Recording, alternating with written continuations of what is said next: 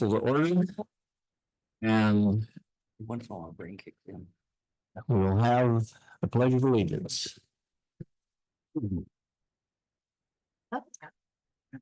I pledge allegiance to the United States of America and to the republic for which it stands, one nation under God, indivisible, with liberty and justice for all. Thank you. Please be seated. Mentioned that I hate for the church.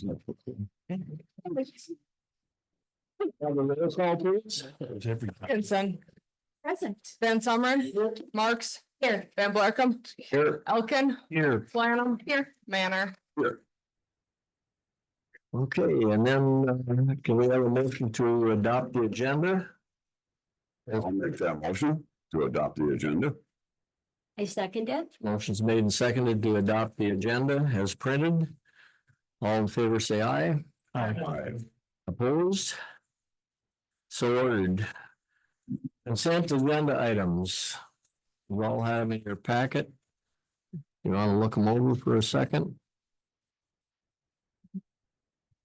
The city council, September 4th, September 18th, committee of the whole, September 24th, planning commission, personnel committee, finance committee, public safety committee, and recycling committee. My, have we been busy? I'll make a motion to approve consent agenda items as mentioned. I'll second that motion. Motion's made and seconded to approve the consent agenda items as listed. All in favor, say aye. Aye. Opposed? So ordered. Item number 1 is public comment. Are there any public comments?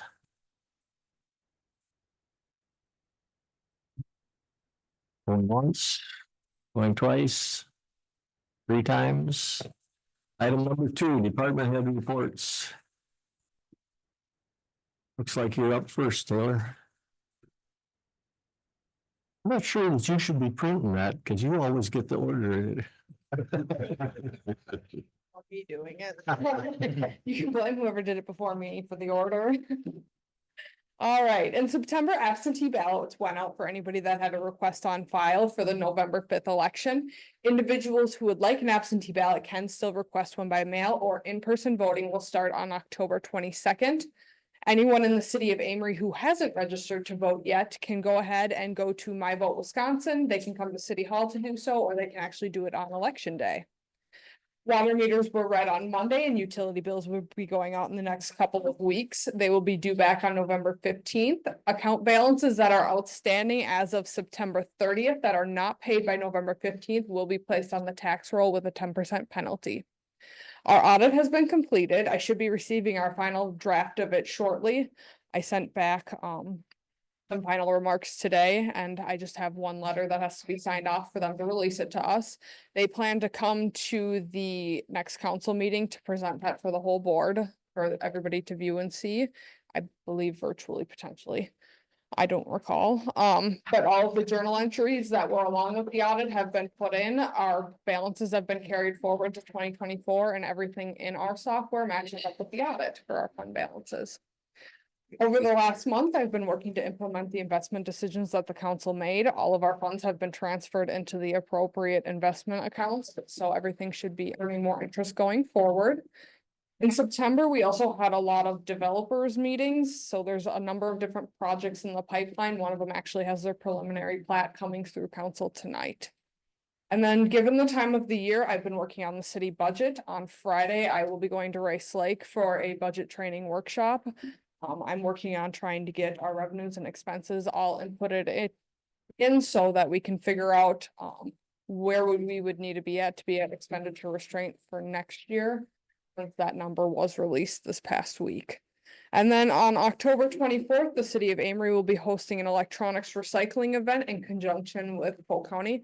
The recycling committee has been working hard to get this event put together, along with Tina's help from Polk County. So their event will be the week before, and then ours will be on Thursday, October 24th. It'll be located on the South Industrial Park Road, and the trailers will be parked off in the grass on the south side. The co-op has allowed us to use that space.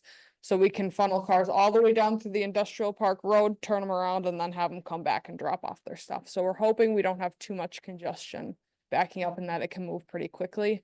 And Public Works will be there with their whole crew to help us out that day.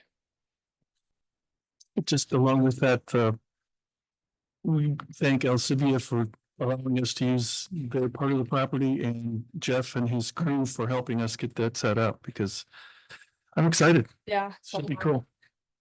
I have a quick question on that as far as congestion and stuff, will there be traffic cones and stuff on the sign? You have to go all the way through to the cul-de-sac to turn around and go back. And we'll also have people there Directing. showing everybody where to go, everything. Okay. The plan is Polk County already uses signs for their event, so the plan is to borrow theirs and bring them to ours. Awesome. Right, any other questions? Taylor, Thank you. interim fire chief. Chuck Brown, short timer. You did it on purpose. That's all right, he got the hammer. Now you can talk about him if you want. Swan, good. Oh, I got the wrong one. I already have the agenda. We did that on purpose. Hey, so you're here, you wanna go next? You're out of order. Always causing problems. Yes, it probably so. As of today, I looked at our run sheets. We have combined of 385 total runs. That's first responder and fire calls. And since everybody knows that the weather's been really great, really nice and no rain, be under a fire ban.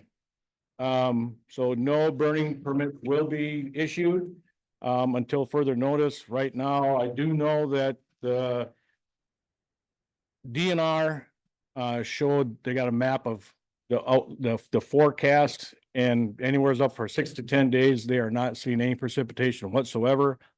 With the no rain, the low humidity, the high winds, it's just turning everything into kindling. So yeah, there will be no burning. So there is a burning ban on, and I've notified dispatch, notified Taylor. I asked April, she put it on the sign out front. So yeah, no burning. So yeah, if we do get called out because of you purposely starting something, yeah, probably gonna get a fine. Next, we currently have 2 firefighters, are about halfway through, have taken entry-level firefighting class at in Apple River Fire Department. So we're getting the new guys trained, which is good. Like I said, we still got a full roster, which is really good to see. Thirdly, Erica Frone, my daughter, was on the fire department, applied for and was awarded a grant from Compeer Financial in the amount of $4,000. I want to thank Erica for all her hard work she has done for this grant. And I also want to thank Compeer Financial for giving the fire department this grant. The grant was written so we can put towards, we just ordered 10 more pagers. So that $4,000 will be going towards those pagers. So yeah, good job. Good to see. Last but not least, Monday, October 7th will be our fire prevention day from 5 until 7. Food and drinks, non-alcoholic, so will be provided. There are plenty of activities to be seen and things that kids and stuff can do. We have a lot of handouts. So forecast looks good, so come on over to the fire station, learn about fire safety and get free fire department handouts. There's more information on the fire department website, so Facebook page, I should say. Any questions? Yes, ma'am. Are the new calendars available? They're not printed yet. Okay, As soon as they are, we will get them out. okay. It's like, I'm just sitting at home on the deck getting a tan. I can probably get Everybody loves them. Yeah, I know. A business called me today, looking for them. Sorry, they're just not printed yet. So as soon as they get printed, yeah, they'll be getting handed out. Any more questions? Thanks, Chuck. Are you in a Speedo Who? in your calendar? Are you in a Speedo this year? Library director. Maybe it's door shopping. Traffic jam over there. Nice.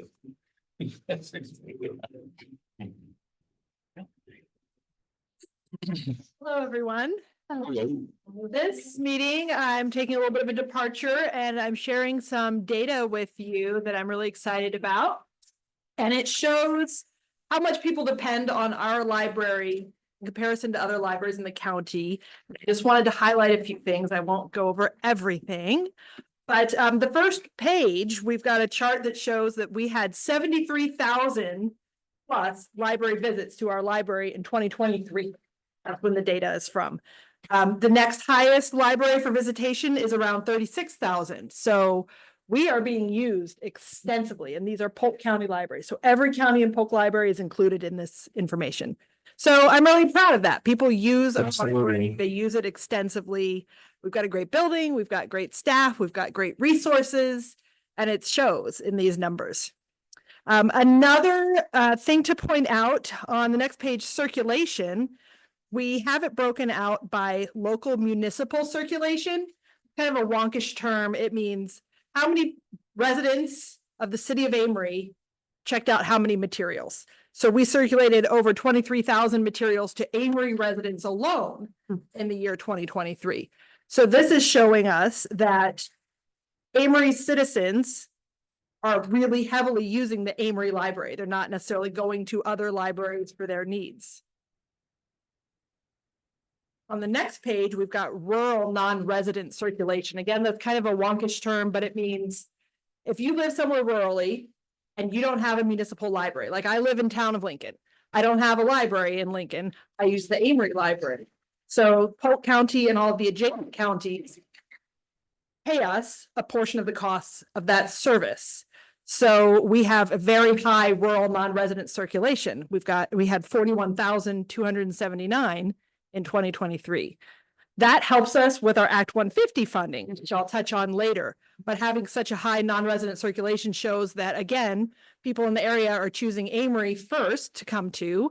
And I know we all know that the hope is if you come to the library for something, then maybe you're going to stop at a restaurant, maybe you're going to get your nails done, maybe you're going to do all kinds of business. If you're in town for one reason, then you're going to use that time and take advantage of all the other resources that our city has to offer.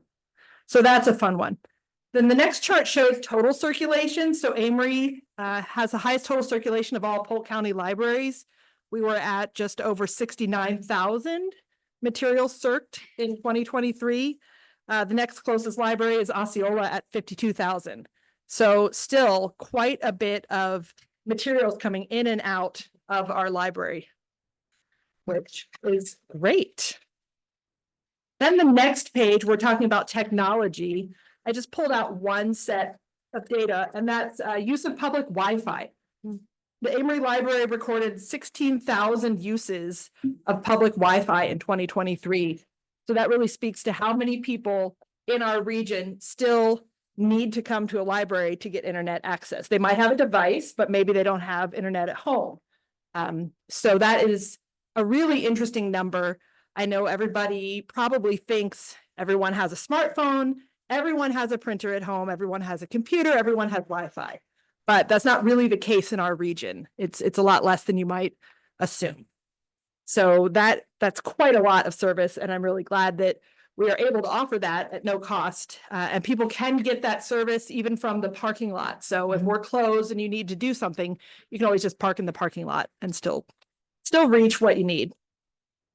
Then the next page is a little more of a complex table, but it's showing the cost per circulation and then the Act 150 funding if we are refunded at 100% of our cost by every county.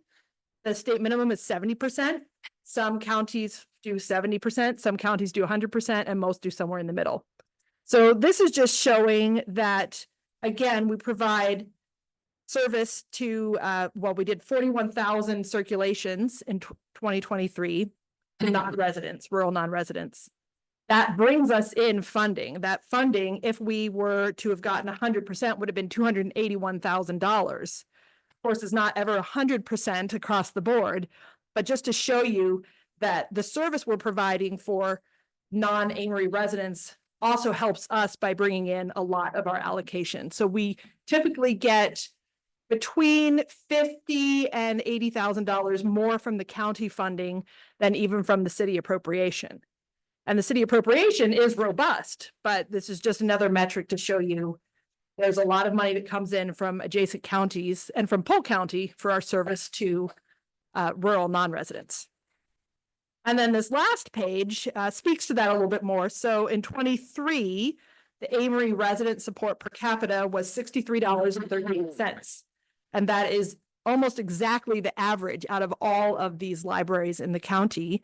So I think we're doing really well as a city for where we are in per capita support, but also what you're getting for that per capita support. So this whole document is part one. Next month, you'll see the detailed budget requests explaining what we ask for and what we're going to spend it on. So this is just our 2023 data. I'll have another set when this year end closes, and then I've got the 2024 data. But if you have any questions, please let me know. Yes. Do you think, because we have public Wi-Fi at North Park and public Wi-Fi, I believe at the Danielson stage, and do we have it at South Park also? No, Sioux Line Park lost Sioux it Line- when we Sioux moved. Line, okay. Do you think that impacts the number of public usages that you have? The cameras. Like, are you asking if since we If have to people move stop at the park or it would be relevant? Sure, because I don't know if you all have any way of measuring how many pings or hits you get on your wireless network at the different locations. Not that I've seen. Interesting to find out, but I don't know if it has that much. I don't know if other communities have it, have extraneous. It's not super common from what I can tell. Yeah. It's a nice perk to have it in places other than a library. Question I had is on your technology usage, 16,029 and 2346 are a little less than the total uses of electronics. What would Yeah. contribute to that? So the total uses of electronic materials, that number is the number of ebooks and e-audiobooks that an Amory resident is accessing via the Libby app or on the More catalog. So that number is separate from our computer uses and public wireless. Those are just three separate ones that they threw all into one table. Okay, thank you. Yeah. Any other questions? But I think County deserves a average. Very much. No, this is a glowing report. Thank you. Thank you. It's sort of like the library at the anchor for. Yeah. Yeah, we know that we haven't always had glowing reports, but this is absolutely wonderful. Okay, we have Director of Public Works. That's it, all.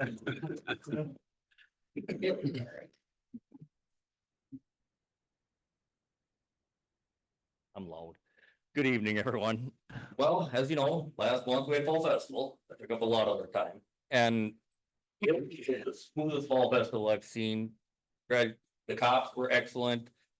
The staff, everything was really, this, in 15 years, this is as good as it gets. Cool. That's awesome. It was nice. And then we had the storm come through right after that. The department, they really helped out on that. Thank you, Chuck. Those guys were excellent. We got that, and then we repaired the senior center roof. We had some damage there, so we got that all repaired, everybody happy there. Flowers off Main Street. Sewer plants moving along, but very slowly. It's a long project. And then as we've got brushing and sweeping going on today, we're trying to cut back the trees so they don't fall into the street. Next week, we'll be flushing hydrants, so if you get dirty water, let it run, and we're also all turning valves at the same time, trying to get it all done kind of together, so we got dirty water one time, and everybody get over it. And then after that, November 1st, park shut down. Everybody's aware of that. And after that, red water meters and a lot of meetings. Any questions? Quick and sweet. I do have a comment though regarding Fall Festival. If there was one thing that we could do a little bit better would be to empty the trash containers a little more often. It seems like they get overfilled, and then when there's no place to put stuff, people are either throwing it on the ground next to it, or they're using recycling bins for trash. They did a lot of good recycling this year. Yeah, yeah, I don't doubt that at all. This is the first year for that actually worked. Yeah. Okay. I'm just wondering if we put out more trash receptacles or if there's some way Maybe to, we'd have to come in maybe 2 o'clock or so after the food court rush okay, and go clean them out might be the idea. okay. I agree, the fall festival went off great, but that was the only thing I did want to mention going into it, so. Thanks, Jeff. Thank you, guys. Since we're talking about fall festival, I missed last week, 2 weeks ago rather, which my better half reminded me of, to say thank you to the Fall Festival Committee because it was fabulous. We had a really good fall festival. They're very helpful this year. Yeah, so thanks to all the folks that made that possible because it was good. Well, I suppose I better call on him now, police chief. Take one phone call. Right to the back of the line, right? First in, first last out, or something like that. Thanks. Thanks, Dan.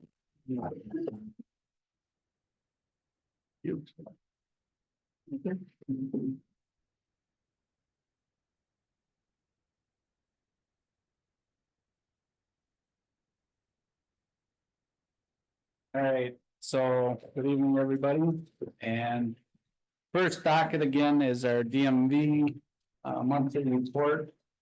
As you can see, this month we were down a little bit, but one thing that they don't record is how many people actually come here that they can't help, that they have to actually send to the DMV. We had a lot of those this month that came through. The second one was our call for sitters for the month. We were a little bit down compared to other months. I didn't print out all the months, but I know the number of June and July were in the 500s. This month was a little bit down, but our traffic stops went way up. So the guys are getting out there, getting traffic stops. Citations. We had 16, it's a little bit low, but the guys have been making a lot of traffic stops and giving out warnings right now, but they have had a chat with them, so things may change. Any questions on those forms? I do have one. Yes, sir. If I could. The third item down on the service totals by month. Yep. The 911 hangups. Oh. Yeah.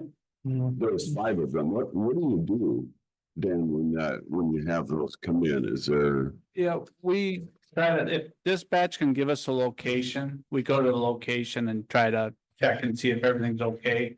Okay. If they can pinpoint it to our residents, then we'll usually stop at the residence and check if everything's okay. Sometimes they can only give you like an area, or it might be that they can determine that the car is moving. Sometimes, so, Okay. there are times where you get them where it's from a car that you don't locate it because it's passing through, but that's when the tower picks it up. Okay. So. Thank you. Dan, I have a question. How did the alcohol and the tobacco, the compliance checks go? So we did have that, and if I remember correctly, because it was when I was gone, they did have one person sell to an underage person, and that was an alcohol sale. And I think, I don't want to say where it was at because I don't know right off the top of my head, but it might have been at Dick's, but I'm not, don't quote me on that, so. Is there any follow-up with that then? Yep, the person that served did end up getting a citation from us, so.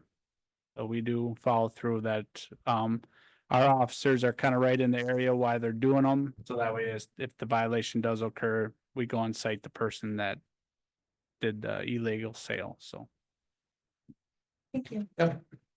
So that was an off sale. That was not a beverage across the bar. It was That was, I believe, off sale. So. And then, so for the month, our new radios have all been delivered. They're in use. I got one on today. They're a little bit bigger than the old ones. The battery capacity went from about 18 hours to 37 hours, and that's what makes them bigger than what they were before. The new squad radios are all put in. I did end up selling one of our old squad radios for $1,400. The other two, they're kind of obsolete, so they don't think that we could even get $200 a piece for those. So unless I can find somebody that wants some, we're kind of sitting on them. So other portables that we have, I have 2 departments that are interested in them. So I'm waiting to hear back if they're gonna buy them. So possibly I'm looking hopefully to get about $10,000 for those if I can sell them. So we're working on that. Fall Fest, things went well for the most part, but there are a few things that the department handled over the Fall Fest weekend. Thursday, we started out with an arrest of one of the workers who had a Price County warrant. Fortunate enough, it was just a fine, so we brought him in, got it paid, released him back out. At the same time, we were dealing with a disorderly conduct there where one of the other workers ended up with a citation for disorderly conduct. We dealt with a male subject on Thursday night that was racing up and down the airport taxiway with a motorcycle. So we dealt with that, and I just want to make a note that motorcycles and vehicles are not allowed on the taxiway or on the runway at any time. There's signage up. Some people said that they were told by some airport people that they could, but the signage is up that they cannot be on those. So we also dealt with one establishment that was serving alcohol that was in violation of their liquor license. I dealt with that, spoke with the owner and had that type of substance removed from behind the bar and placed and told that she had to send it back to the distributor. So officers did bar checks both Friday night and Saturday night at Fall Fest, and there were no issues. Everybody was in compliance. The officers dealt with some intoxicated males that were walking home, throwing chairs out into the street that were put out there for the parade, and they got talked to. So officers also assisted one of the food trucks to safely take their money from there. They had such a big sale on Saturday that they felt that they needed an escort out to make sure that nothing happened while they were escorting the money out. One incident was when one juvenile was threatening another one, and I believe either the word bomb or gun was used. We found the juveniles, spoke to both the juveniles and their parents, and it was just one that felt like he was being threatened by the other, bullied. So I think we got that situation dealt with. There was 2 citations for underage drinking and 1 citation issued for a female that was urinating in public.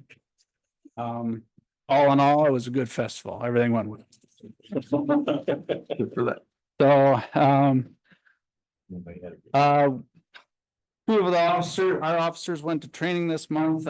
Kip has finished his 2nd week in the leadership and police organizations training. He's got 1 more week, which is in October, and that's being held down in Wausau. And so then he'll graduate from that course in October. Officer Mahoney, he went to the Reed Interview and Interrogation School, which was held in Eau Claire, which is a really good school for guys to learn a lot about doing interrogations and stuff with people. And then the best news out of all of this is Officer Cole Stanton and Officer Kyle Fenton both graduated Saturday from the Northwest Technical College in Rice Lake. Officer Stanton will be starting October 11th. And the reason that is because his wife had a baby on Thursday and graduated on Saturday. So I gave a couple extra days to be off. So he'll come October 11th. And then Officer Fenton will start October 9th. And Officer Fenton was awarded the top athletic student of the academy. So I was pretty proud of that he was able to do that. So hopefully they'll both be done by the end of December with field training. So it's pretty exciting time. That's good. Good. Any questions? With your new radios, People have scanners in their homes. Do your new radios gonna make that obsolete? Are people able to follow with their scanners, or is that? They have to be able to handle the digital channels, not the, because we don't hardly ever use the analog channels anymore. Now we're to the digital channels. So some scanners can handle that, a lot of them can't, as far as I know. So, Interesting. but if it's encrypted, then he can't hear it at all. But we do have that problem taken care of. We are good. We tried it. Ours are all working, so. And for weather sirens, the new radios, we have it programmed that for whatever reason, if our officers are out of the squad car and we need to set off the fire sirens because of weather, we are able to do it actually from our portables now also besides the squad cars. So it's another added feature that we have. Yes. Thank you. Anything else? Thank you. And last but not least, April's order.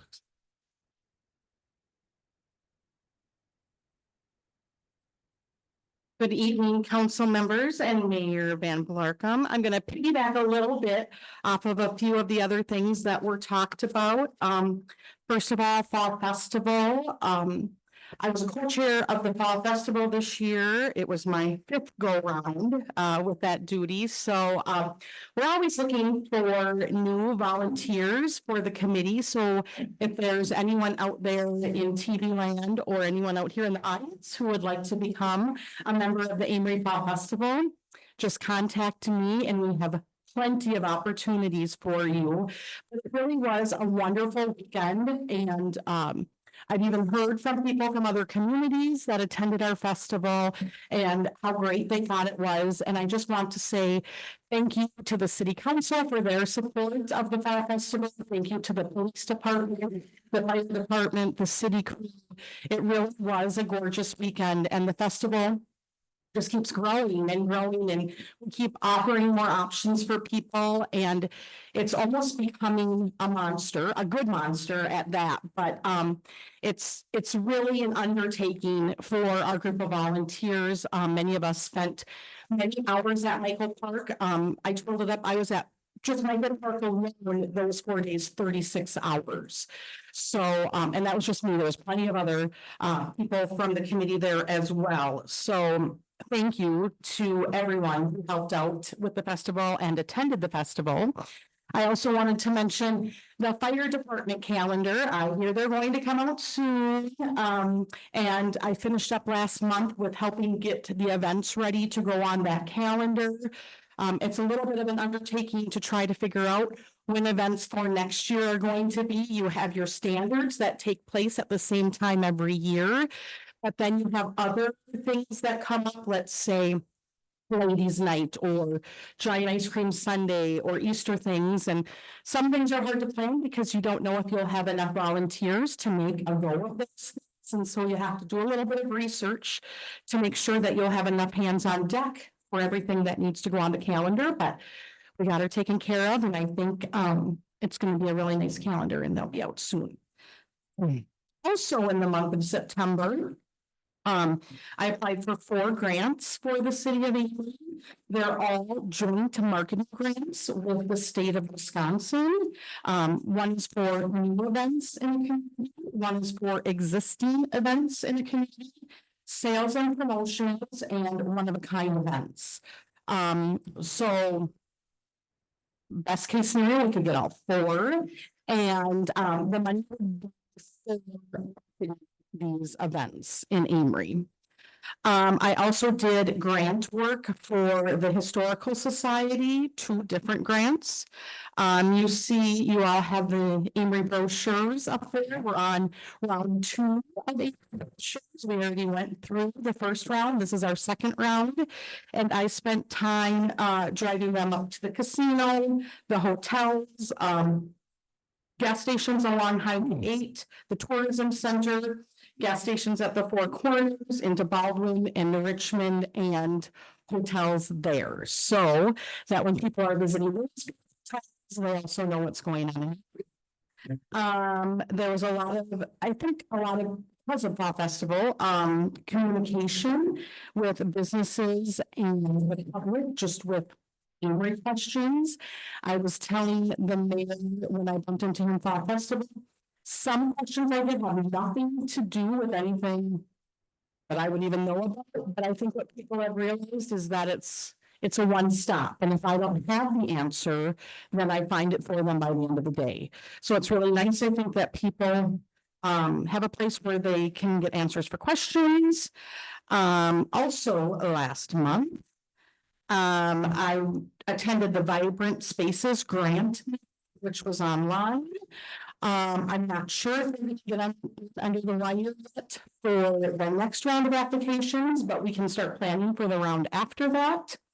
I did the required farmers market work. We have to go on and specify to the state every single vendor that we what they did in sales, things like that.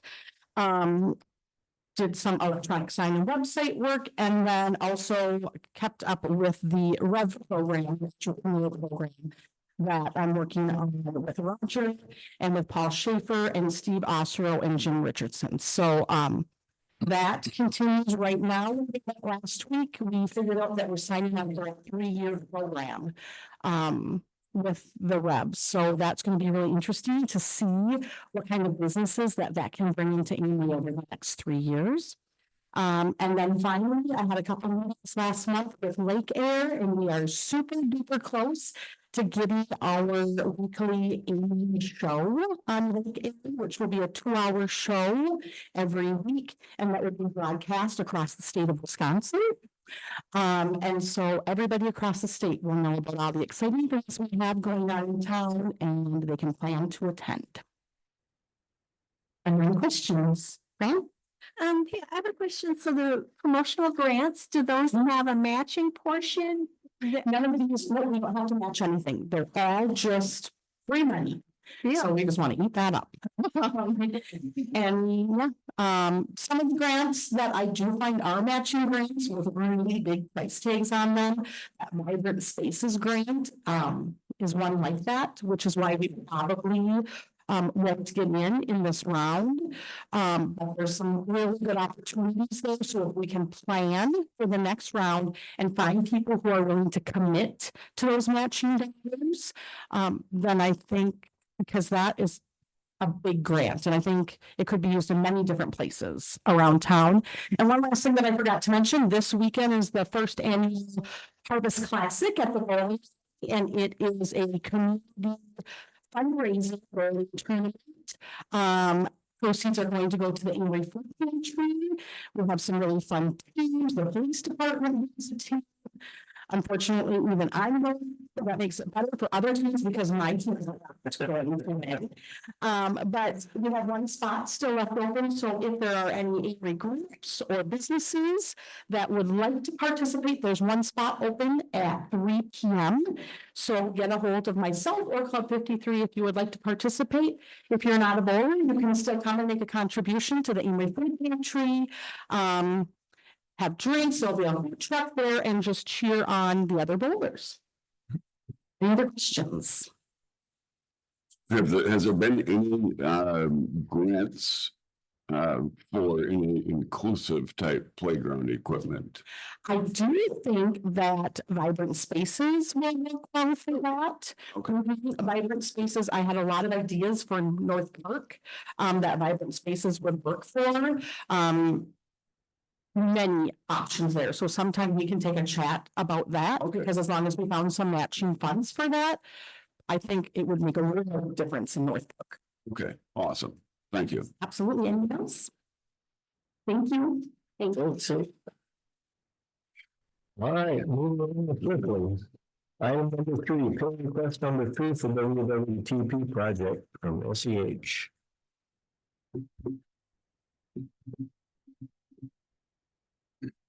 Good evening, Council, Mayor. I don't know that I even need to be present for this, but I was available for the meeting, so I want to make myself available to you if you have questions or want updates. You've got Project Manager Al Bush's letter along with the pay application of some things that have been going on. As Jeff mentioned, it's slow going. It's a big project, a lot of a lot of rebar, a lot of concrete. We're starting to do some of the penetrations and electrical plumbing work, that kind of stuff. And just trying to get some of the big concrete pours done before weather changes. But things are generally progressing as they should. We've got no huge surprises thus far. So just here for any questions you might have. Say it's slow going, is that, and did we anticipate this rate of progression here? Yeah, so it's just slow going is, and that you don't see a lot happening kind of, and it's a lot of tying rebar and then doing a pour, and you know, you'd like to see like things go up and other things happen, and it just doesn't. If you guys got any of the pictures, like the base is what, almost 3 feet thick. Yeah. And that's complete rebar, and then you got all the walls that are 20-some feet high, and all the rebar tied around them, and then to put up the forms, it's a lot of crane work and a lot of guys climbing around. Okay, Yep, but going as it should, just okay, it's a slow process. all right, Yeah. thank you. Okay. See, the request for payment. Move to approve the requested payout of $433,444.42 as the request. I'll second that. Motion made and seconded to approve pay request number 2 from SEH. Any further discussion? All in favor, say aye. Aye. Opposed? All right, the sewer rate presentation from Ellers. Good evening, everyone. I presume it would be advantageous if I were to share my screen. Yes. Okay. I will do that. Let me know when you are able to see it. There we go. Okay. So I will attempt to blow that up a little bit so we can see it better. Thank you for having me this evening. My name is Brian Raymer, Senior Municipal Advisor with Ellers. We had conducted the phase 1 of the sewer rate study in late 22 and then updated it in 23 as project costs changed. So beyond showing what the overall revenue adjustment would need to be, we then take it to the next phase, which would be kind of designing the sewer rates. So that's what I'm here to do tonight. And what we do to design the sewer rates is look at what's called a cost of service study. And that's completed so that you would equitably allocate the costs of your system over the various user classes. So for the water utility, the Public Service Commission kind of handles this as part of the regulatory process, but for sewer utilities, it is not always required, but for investigating large adjustments and making sure that these rates are fair and equitable when we're faced with such adjustments. So really, what we're looking to do in a cost of service study, and that's what the COSS indicator shows at the top of this slide, is we're allocating the costs to each function of the system. We do generally follow PSC methodology as it relates to how they look at regulated utilities. And sewer utilities, albeit there's none of them anymore, but to kind of set a beginning standard, we will look at the most recent rate case that they've had there, kind of start there, and then look to see how your costs could be allocated throughout the system. So this is trying to summarize a very, very, very large table that doesn't do so well in a presentation. So we did provide city staff with the full tables that could be made available to you as well. So if you were to look at that table 4, we take each line item of your revenue requirements. So that would be operating and maintenance expense line items, debt service and cash funded capital, netting out any non-rate revenues of this system to build the full what's called revenue requirement, and then we allocate that by the function. So you'll see the conveyance flow, and then the various flow regulatory standards that you have for domestic strength flow as it relates to BODs and suspended solids, phosphorus, etc. So then we also allocate fixed costs of the system for a baseline charge to customers and a charge based off of the size of the connection. So that's the percentages that you're seeing here on screen, kind of summed at the, near the bottom of what would be the larger table 4 in the full materials provided to city staff. So then we check based off of your flows and loadings sent to the plant to identify, do these charges meet the necessary revenue requirements? Generally, of course, we're rounding this to the nearest penny on the various charges applied, so you won't see an exact difference of 0 at the bottom right corner of this screen, but applying all of the charges under the cost of service result, checking the revenues based off of the projected customer counts and flows, we come out to about where we need to be. So overall, that's just kind of checking the model. That doesn't get to the second component of what we do, which is really the rate design. So we take the cost of service results, basically kind of like, what does the model regurgitate?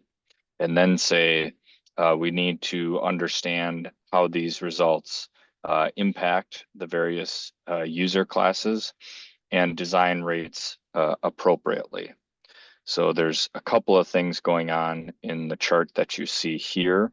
We're looking at the fixed charges by meter size as well as the volumetric rate. So you have the current charges, and then we have what the cost of service study indicates. Now, that cost of service study is built off of building rates for the plant and the debt service when it is completed.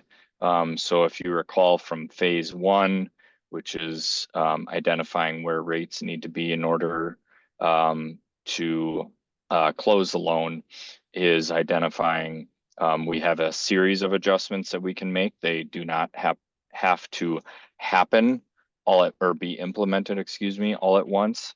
They would need to be enacted all at once prior to loan closing. And if you recall, that loan is a clean water fund loan through the Department of Natural Resources. So we kind of divvy up the full cost of service study and then also look to allocate the rates accordingly so that we can have an appropriate impact. So ultimately, if you want to understand the difference between what the cost of service model resulted in, you would look at the COS column. If you want to look at kind of how we designed rates, you would look at the 2026 proposed, and then we divide it out, into 3 adjustments for 24 and 25. So the initial run at rate design here was in speaking with city staff, wanting to find something fair amongst all users, and I'll kind of show those impacts later. But if you're wondering how we got there and why it's designed like it is in front of you tonight, the reason for that is to try to find a fairness element as we look at the various customer classes. So I will show the results of that, but understand that's why there's a difference between the cost of service and the rate design. I'm going to stop there and just see if there's any questions before I continue.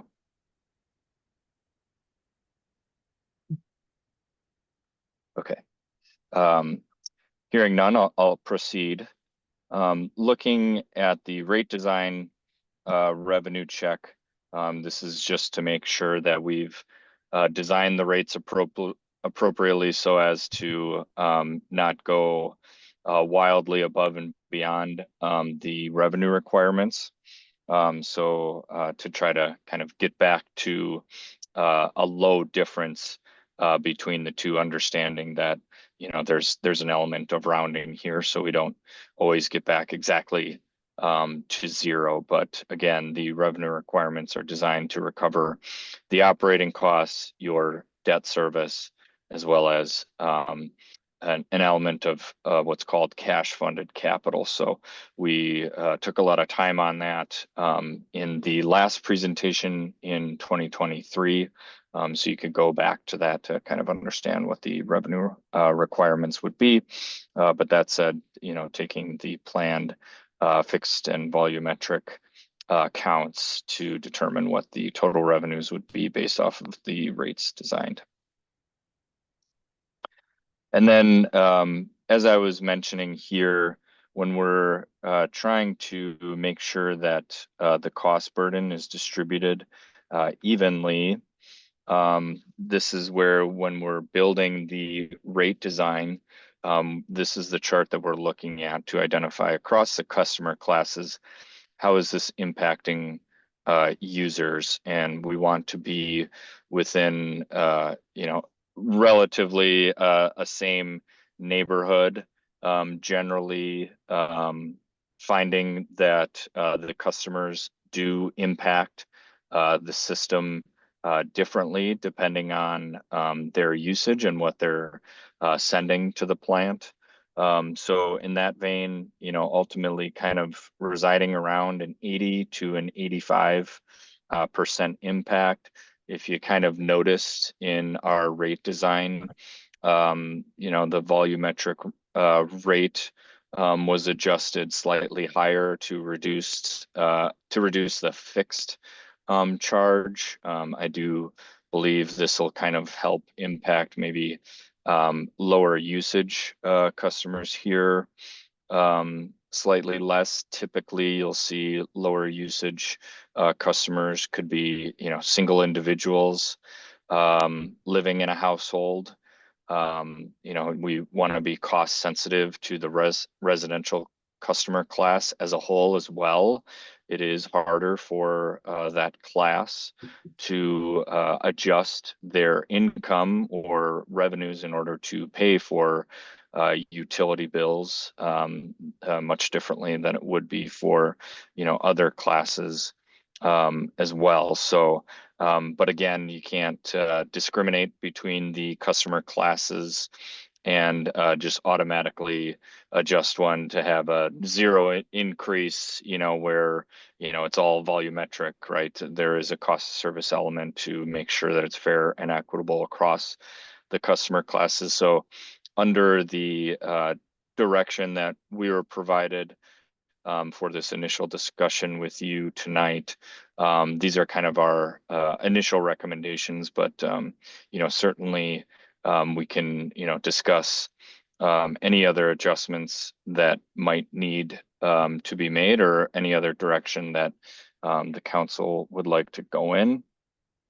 Before I, you know, open it up for that discussion, I to kind of speak to some of the components to get to the finish line, and understanding that there may be an opportunity to revisit, you know, any other adjustments that you may want to see, is one, the ordinance for the sewer rates would need to be adjusted to align kind of with your current standards.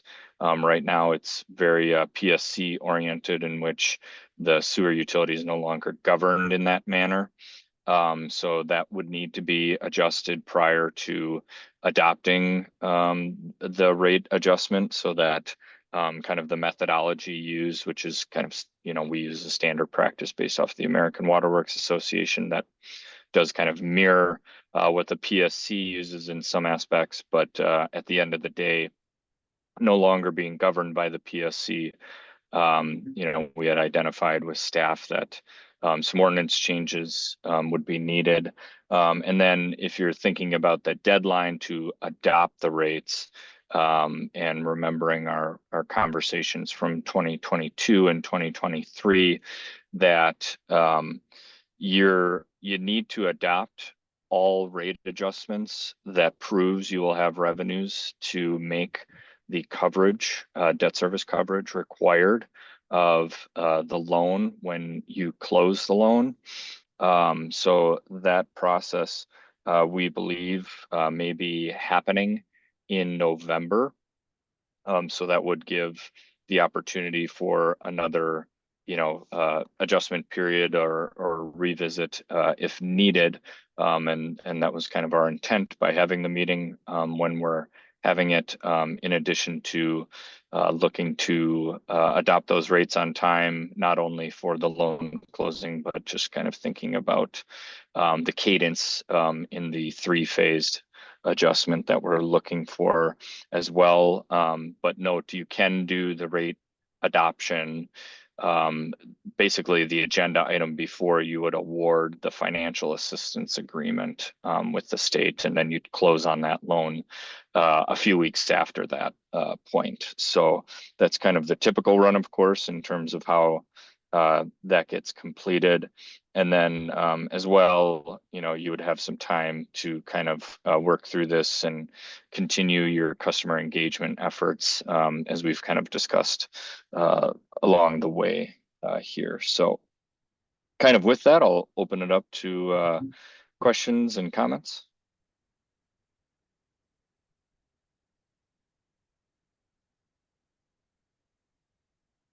I have a question. This is Fran. So on table 8 shows the volumetric charges. Is that something that would be the same with the other tables? Because I might be missing something, but I don't see the volumetric charges on the other tables.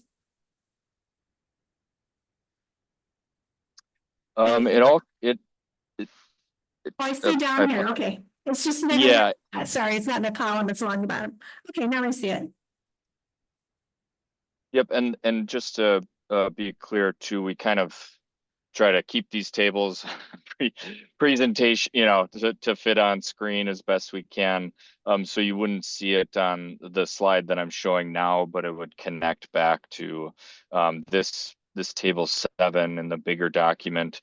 This is at full build out, step 3, if you will. Step 2 and step 1 are shown as well. So this is repeated 3 times to basically do these 3 columns as I'm showing.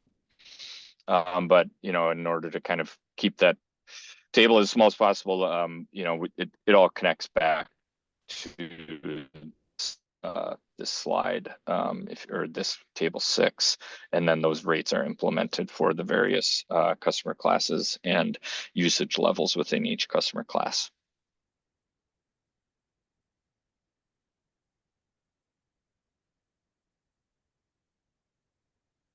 I like that this is Fran again. I like that the low usage customers also pay a lower fixed charge. That seems fair.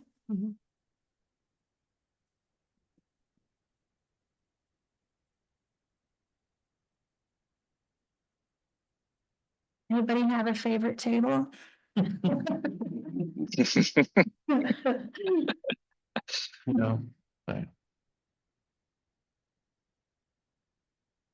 Well, I think my favorite one is that table 9, which kind of pulls all the pieces together and says that the total revenues are going to cover the revenue requirements. And I think that's the ultimate goal in this whole process. Yeah, I understand the difference is due to rounding, but it does, when I see it in parentheses there, it does make me just a little bit concerned. So too, I like with table 9 that, you know, it has just a very tiny cushion, but it's in the black. Is that enough of a cushion? If I may, I can answer that question. Right now, what we're building in there, it recovers the operating costs of the system, which from the phase 1 presentation, think of those as your like day-to-day expenditures. And then it recovers your debt service payments on, 1-to-1. So saying we're going to raise revenues that would match the debt service. And then the third element of that is what is labeled under the American Water Works Association, like generally accepted revenue requirement methodologies. And we use the cash basis to be consistent with our phase 1. That third cost bucket that we're recovering is called cash funded capital. Now, generally that's kind of the cushion, right? Just simply put it, but really it's kind of to design annual cash flow into the system to recover, expenditures that you may have for any smaller equipment items, like non-debt funded, non-grant funded, basically anything that you would use either annual or built up surplus for. Given the size of the loan against the size of the system, remember that the state is requiring that you're recovering at minimum 10 cents for every dollar, on top of every dollar of debt service. So in my mind, that would be the absolute minimum cushion. What we've built into there is actually 15 cents, which sounds like a small difference, but the loan payment, and I'd have to bring up the other table, but is pretty significant given the size of the project. So you think of 10 cents on every dollar, that multiplies pretty fast. So there definitely is a inherent cushion is what I'm trying to communicate within the revenue requirement as it stands. So you have a cushion within it, and then the rate design, we just try to get above 0 when we get to, get our fingers on the rates, right? Versus what the cost of service study would yield. So, the rate design and table 9 would be what, all other things being equal, we implement this, these are the usages and the customer counts. You would produce that buffer plus the couple of thousand, if that makes sense. This is Fran again. I have another question. I think it's my last one. So do you see, I know you deal with a lot of communities. So communities around our size and our type of demographic, which type of rate table do you see being used the most, or that you have seen work the best for communities this size? Sure. When large projects come, there is price sensitivity as it relates to the volume versus fixed charge. At the end of the day, there's a recognition, however, that if we become too dependent on a volumetric rate, that could increase the volatility in our collected revenues each year, as appliances get more efficient, just customers being price sensitive, maybe using less, etc. So it is hard. It's one, hard to do our job, of course, and say these rate adjustments are necessary, but it is hard as well on the flip of that, the other side of the seesaw, to kind of say, well, you know, it'd be ideal if it's all volumetric based, pay by use, et cetera. But there's just fixed components of your costs of the system as it relates to wages, as it relates to the debt service that will be in place once the project is complete. So we can't ignore it. So I think the most important part to convey is a recognition that we're trying to be price sensitive to our residential customers, specifically those who may use less by lowering the fixed charge. But there's also a recognition that we do have fixed costs of the system that we need to make sure that we are able to maintain and operate this system in a manner that allows for the safe disposal of water, so that we don't have issues missing, you know, not meeting our permits and things like that. So it's a tough balance, but I think, you know, the charts like shown on screen right now for table 7 versus, you know, what the cost of service might have yielded. Those can be effective communication tools, in addition to, albeit a large and somewhat clunky chart, but really looking at the cost of service table 4, you know, that full chart, and a recognition that, you know, we're trying our best to lower those fixed charge, but we have to recognize that there's a good amount of our system that, you know, does have a fixed cost in nature. And so, you know, the line by line recognition within that, you know, you'll see some cost line items that have 100% allocation of the fixed charge to it. But then at the end of the day, right, it's kind of derived on a lower amount. So that's kind of what we tend to focus on.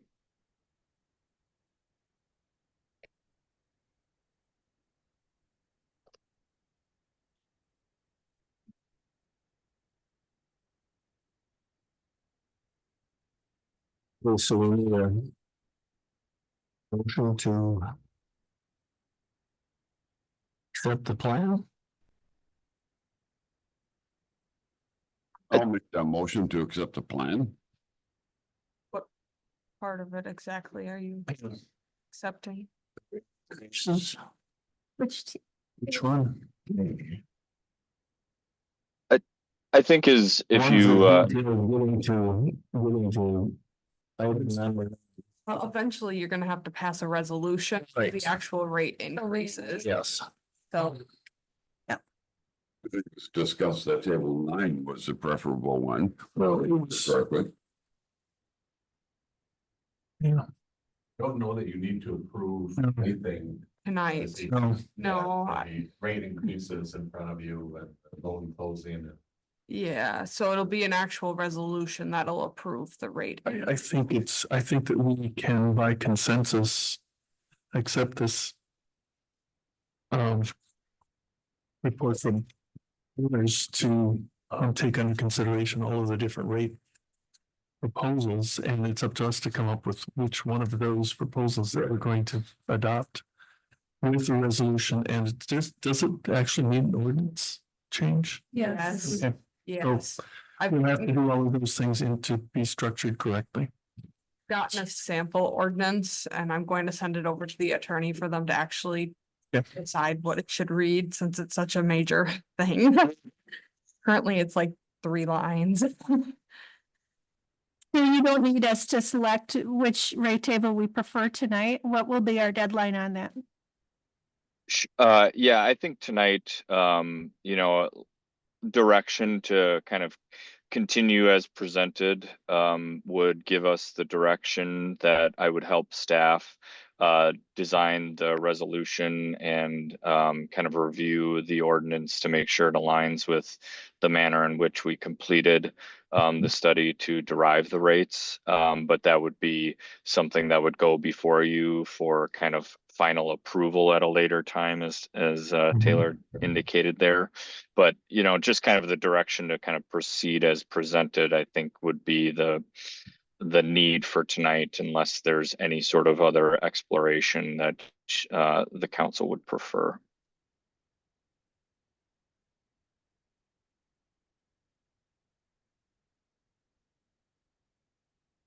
And I think you mentioned in the presentation at some point that developers will need to Maybe.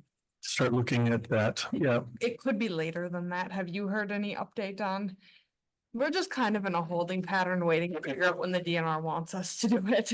At the interim financing you referred No, to? the interim financing is in place. What is? We took that out already in 2023, I believe, like spring of 2023, and that's what we're spending on these pay requests right now. So this will be our final DNR water loan that'll get rid of the interim financing and finance the whole project. And the DNR, last I heard, I think they were maybe November, and it was a very like, they don't get back to us until they're ready for us type of a thing. So Their turn. yes. So nobody's given me a definitive date Okay. yet. Okay. I guess if you want to make a motion to proceed with this plan and direct us to continue to work on a resolution, you can, but it's not actually adopting the rates tonight. So you're just looking for a motion to continue moving forward with this? If you would like to make one, you can. But you're not actually adopting any rates. Right, so I guess I would say, let's not make any motion. I think consensus is sufficient at this point. I think we all agree that this is a lot to digest. We want to make sure that we make a good decision on what the rate structure will be going forward. It's going to be a lot. And I expect our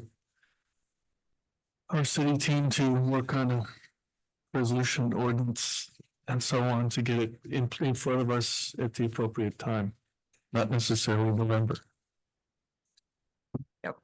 I was really happy. I thought I had to have the rates approved 8 weeks before the DNR stuff, but he said it could be the same day, which made me feel a lot better. So they'll give us appropriate time, so we'll have. Yeah. Yeah, they're just not ready. The DNR's not ready for us yet. Item 5, Public Administration Associates Contract and Planning for the City Administrator Hiring Process and Position. Well, have a chance to look at that. And Daryl's online also. And so, do you have any comments there? I do. I'm trying to get my video up and operating. But I'll talk while I do that. In your packet is an outline of things Okay, go ahead. Can you hear me? Yeah, included in the packet was an outline of things I want to discuss this evening. First is confirmation that Frank and Taylor will be my liaison while I work on the recruitment process. Next is the recruitment schedule. Again, it's included in your packet. I want to verify that the dates work for the city council. So let me just kind of go through the steps. After tonight, the next step is within the next week is to place the position announcements online on different job sites. Accepting applications through the 6th of November. During that time, I will work with the mayor to conduct a video that we'll place on social media as well. As soon as that application deadline occurs, I will get to you confidential mini resumes, as well as a set of applications. And the following week, Tuesday, November 12th, probably it's a special council meeting, is to review. I will be in Amory to review those applications and mini resumes and select potentially 8 different semifinalists. From there, I will conduct Zoom interviews with those semifinalists. Typically, we like short and sweet, and that we'll ask them 6 questions and hopefully no longer than 10 minutes for them to respond. Those interviews will be forwarded to the city council prior to the council meeting. So hopefully you can be very efficient when you do meet. I have down Wednesday, November 20th, and then we can talk about those Zoom interviews and ultimately select 4 finalists, potentially 1 or 2 alternates, just because some people are also applying to other communities or may withdraw for whatever reason. And then I have a schedule of December 5th, Thursday, December 5th, for a special council meeting to bring those candidates before you and conduct an assessment center. The assessment center, we'll get in a little bit later as to what it comprises of that. And then if everything goes well, Wednesday, December 18th, you would be in a position to approve the employment agreement and appoint the next city administrator.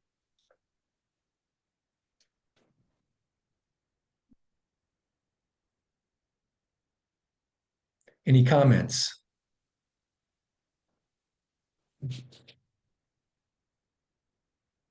Not particularly, it's a fairly aggressive schedule, I would say. Talk about before. Yeah.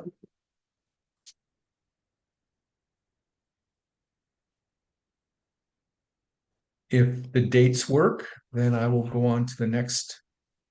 So the potential start date is middle of January, assuming that 1 month notice is necessary in their current position. Next on the agenda, I'd like to talk about that in-person assessment center. We typically schedule as part of that, it's a minimum of 4 hours. One is a 1-hour written exercise, emotional intelligence test. It's an online test. Some communities hold or conduct a community meet and greet. We'll come back to that in a second. We'd like you to find a community tour guide so that all the finalists can get a tour of the community. I also like for the management team to have a conversation with the 4 finalists so that when you deliberate, you can get their opinions regarding the candidates, whether that's communicated directly to you or whether you ask the management team, in essence, to provide me with a summary and then I will relay it to you. But that's something we can discuss down the line. And then, of course, a 1-hour session with you, the city council, before you begin deliberating. So again, we try and get as much information as possible so you can make the best decision. Ultimately, it comes down to who's going to be the best fit for you, for the city. Going back to the community meet and greet, some communities want to invite the public to weigh in on the finalists. And as a result, sometimes the evening before the in-person interviews, there's an 1.5 hour meet and greet where the candidates conduct an elevator speech and ultimately, depending on how formal, informal, questions are asked from the audience. And then you get a chance to see how quick on the feet the finalists are. No doubt during COVID, we saw very little of this community meet and greet. Some councils or village boards feel that they've been elected to make these type of decisions and they feel comfortable and confident without additional input. But some communities feel it's important aspect to the recruitment processes to have community input. I guess I'd like your thoughts just so I can begin kind of scheduling things out. I have a question for you, Daryl. This is Fran. Sure, Fran. So, you talk about a community meet and greet that is open to the public. And I've seen that done before and been part of that. Something else also that, I know that you've worked with in the past is kind of a community stakeholder invitation, meet and greet type of thing. Is that still an option? Do you see that being done? Is that something the rest of the council's interested in, or?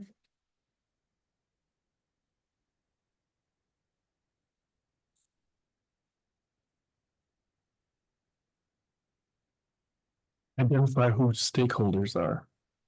Well, that's up, I guess, for all of us to decide, but typically you see, representatives, I would say, from the school, I would say the hospital, the community club, the AEDC, our service organizations that we have in town, in addition to the community club, the other service organizations that we have in town. It is what, we would want it to be, in that type of selection, but that's what I've seen done before. Maybe somebody from Friends of the Stellar Trail, maybe, somebody from the county. Well, or not. I have a few issues with being selective as to who can come to these meetings. It would be by invite only, is that? Well, I've seen that done. I'm not saying that we should or should not do that. I'm just saying that is something I've seen done in the past. Something also I've seen done is when it's open to the public, that actually nobody shows up. That there's very, very few people who actually show up and are interested unless you have food. Which I don't think we want to get on the hook for that. Whereas I do, it does seem to have a better turnout if they get an invitation to show up. But I don't know, Daryl, what you have more experience with this. What do you think? Yeah, you're absolutely right, Fran. We seem to have a higher participation when there's up to a dozen different sort of personal invitations in addition to a notice going out to the public, whether it be your Facebook page, your website, if you have message boards, local media puts information out. So you get hopefully a good return on the personal invitations, but also citizens that have an interest, might want to see what this is all about. Hopefully get a chance to meet the finalists. Also too, I thought of the planning commission. But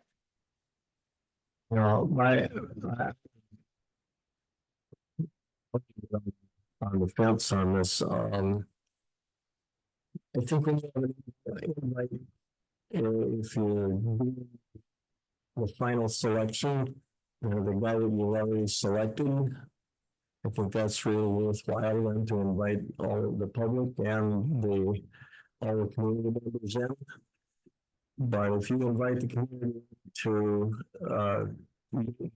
the final three, for instance, that you have, I'm not interested in a meat auction. And we also have a history of not selecting, not the same page when we make the selection. And I think you just invite controversy in. That's what these folks get the big money for, is selecting and using their best judgment. And we wrestle and argue and talk things out, and we still all remain friends. And I think that's probably the best deal. If you open it to the public, opinions are like heads. Everybody's got one usually, So I'm personally in favor of having all of the your finalists being paraded into the community, because for sure a third of the community will say, why didn't you pick that one? And the other third will say, well, you should have picked this one. And the council who, makes the decision ends up picking the one that they want. But we all get a kick in the slats if it's not the one that everybody agrees with, so. You get one of those anyway.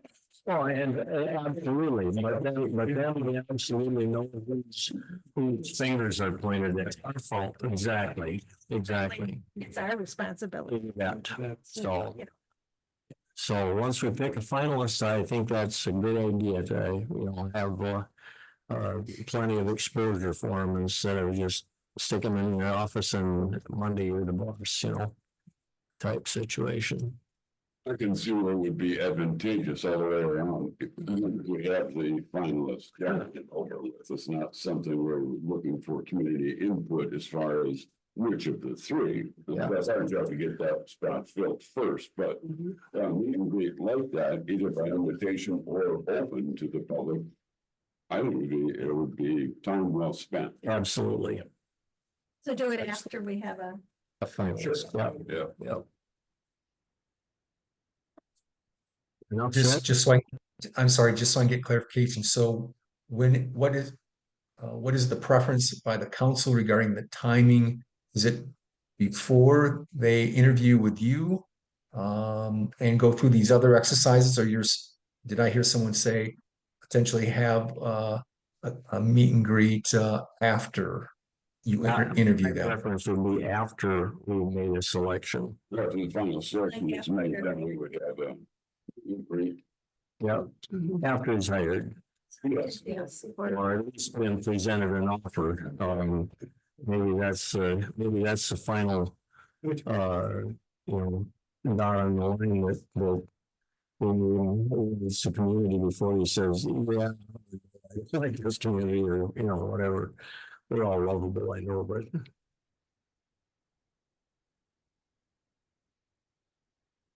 Okay, one thing going back to the schedule, The final selection, people can leave the new administrator. It's more like an introduction to the public after the person is hired and starts work, like in January, end of January or something. Okay. I think that's a nice touch. I don't It see a shows your- problem with the schedule. Going back to December 5th, a special council meeting on Thursday where the finalists come for in-person interviews. What time of day would work better? Like I mentioned, it's roughly a 6-hour total. Yours and again, 4 hours, of course, 1 hour each for each finalist for you. Plus, it seems like it takes approximately 2 hours to deliberate and ultimately give me direction in negotiating an employment agreement.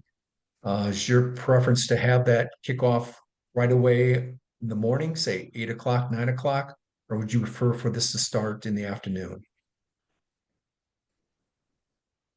If we have three, and we're expecting 4 hours per candidate. No, Is that 1 hour per candidate. 1 hour per candidate? But he's going around it's 4 hours of each candidate's time. Yes, because while you're interviewing one candidate, they're either busy taking the tour, they're doing the written exercise, or they're having a meeting with the management team. So we're keeping all 4 candidates busy. So I think we have to start. I don't know. I probably would be better served starting in the morning rather than in the afternoon. If it takes 3 hours for 3 candidates to get around to see, meet the rest of the staff and something, pretty soon you're at 6:30, 7 o'clock at night, and I think we should start in the morning. Yeah. I agree. 9 o'clock, I think, is a good. That gives you 3 hours till March. We can eat. While we deliberate. 9 o'clock, what do you think? Would you be open to starting at 8 if we have 4 good candidates? Yes. Yes. Great, great. Okay, as part of that, closed session, as you deliberate, in addition to receiving information, from the tour guide, the management team, shared, copies of the written exercise, emotional intelligence scores. PA also conducts a reference report. We talk with their references. We find out additional information about the candidates, the finalists. We put together roughly a 4 to 5 page report, and we get that information to you. Again, it's confidential, hopefully ahead of time.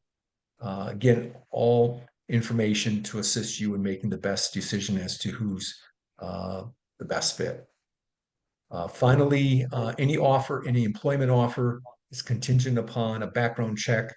So that would either be done by your police department, or if they would prefer, we could go to the Polk County Sheriff and have him delegate it to one of his deputies. So that's something we can discuss a little further down the road. I know that there is a retired deputy that does have the background checks for areas that we used, besides I'm not opposed to using our police chief, but then it puts a real onus on him as far as if something shows up at any particular time. I just assume not have city staff involved with that, just takes the heat off of them. The sheriff. His name, by the way, is Steve Smith, and if you call tomorrow or something, I can get you his phone number if you're interested in talking to him. I'm sorry, Mike, I didn't mean to stomp on you. I think having an outside source like Steve or the sheriff's department, somebody other than a local police department, I think would be better served. Well, our guys anyway, it just puts them in under the bullseye. So. Thank you for that input. Next on the agenda is council and management team assessment tool and survey. Again, unfortunately, there were 2 or 3 different versions of this. The good news is I continue to have either council members or managers who wanted to provide input, but timing didn't work for them to get it to me earlier. So I think as late as midday, the latest version came your way. I think we had up to 12 different respondents. I put together the top ranking, 1 through 5. So budget development, management, economic development, government accounting, human resources, and project management. Those are the skills in essence what I'm hearing you desire in your next administrator. As a result, we will place these experience categories in the job description. Is there any further comments regarding these top 5? Do you like those that were identified? Do you want to maybe substitute one, or are they good as listed on the sheet? I think personal opinion is that the answers were the rankings were well done, well thought out. I personally was a little disappointed in some of the comments that were offered.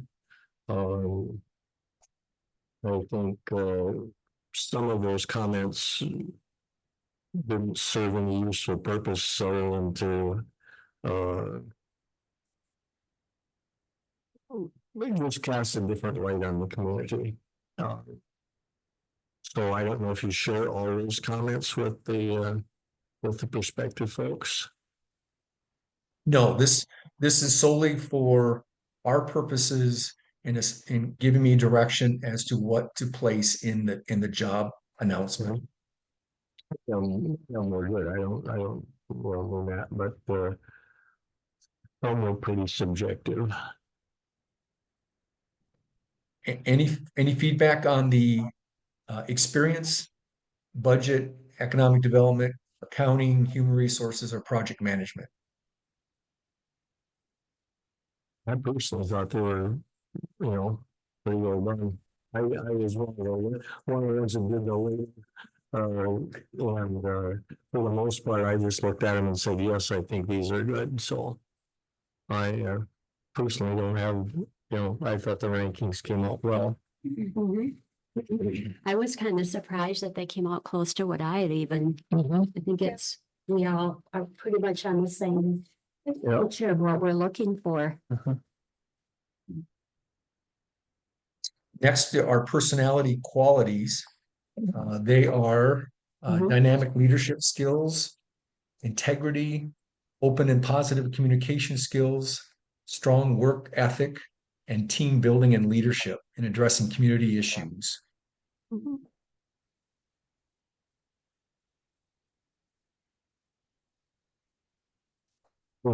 So I changed on that, where I changed the 5 and 4 around when I looked at them.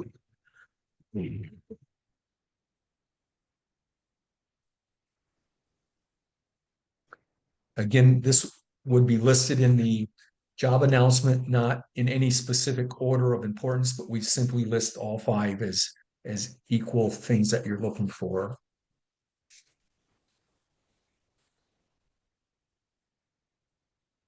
With the 5 that were rated, I thought they were good ratings. I'm very happy with the assessment that you sent out and how everybody responded to it. And I'm also very pleased with the schedule that you laid out to us. Well, thank you.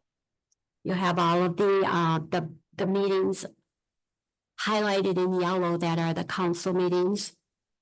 But I think my opinion is you did a great job. Well, thank you very much. I appreciate that feedback. The last item that I'd like to discuss with the city council is often in the job announcement, we place what we call upcoming challenges or opportunities for your next city administrator. Give them a sense as far as things that are a priority.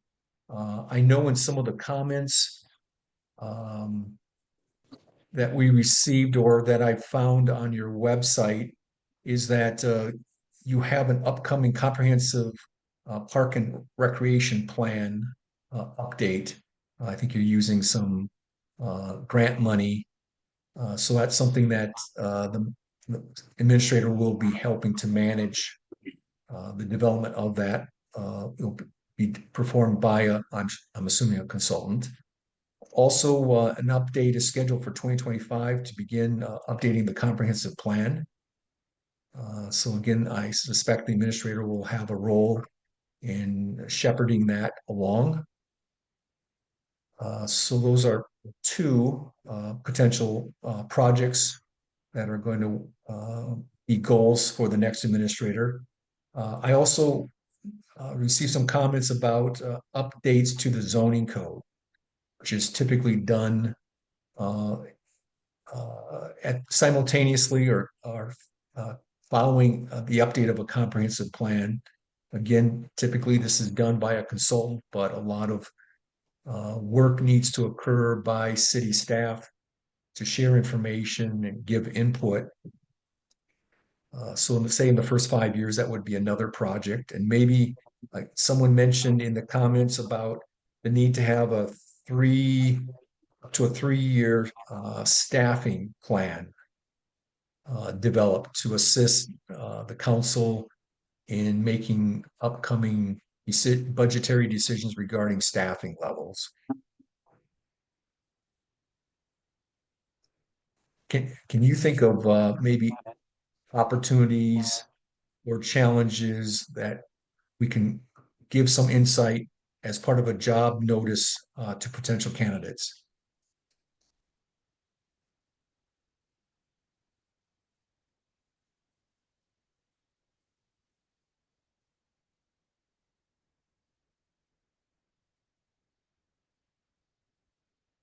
You don't think that's enough?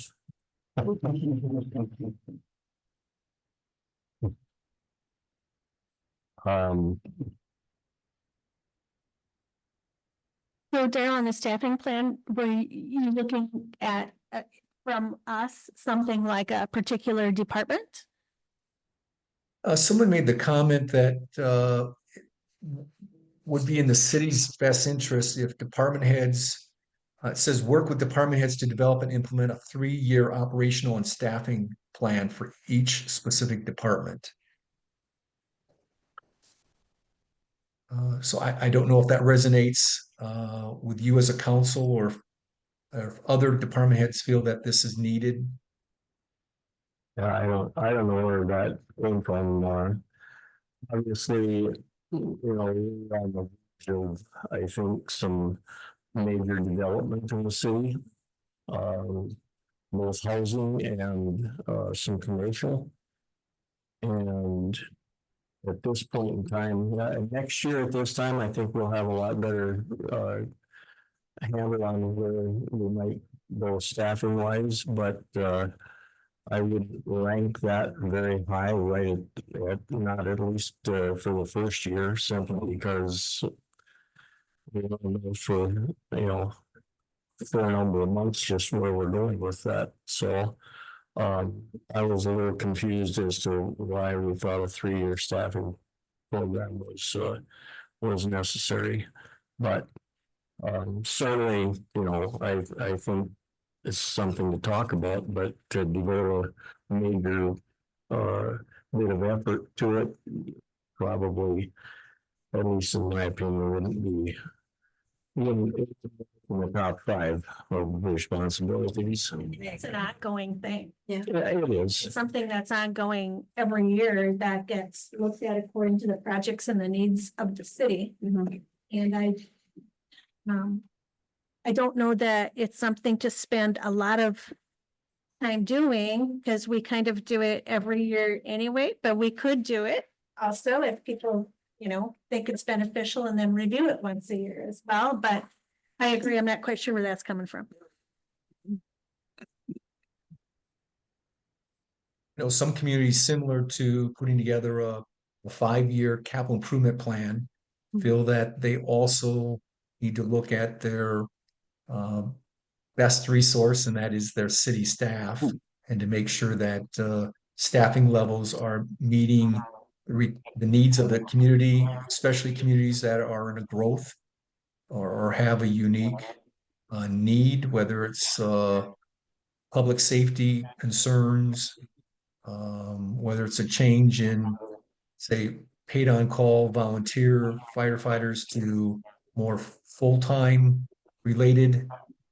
So those are some of the concerns that communities have, and want to more formally sort of address it, and putting together a plan that's multi-year. So typically a community needs to phase in some of these additional personnel needs. I don't think that is a question. It's just maybe not as big an issue, or not on the windscreen. But I do know that talking about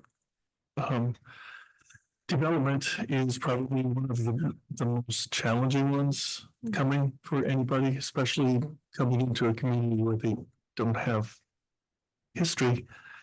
There are a lot of moving parts right now, which is great. And I think that would be the challenge for somebody coming in.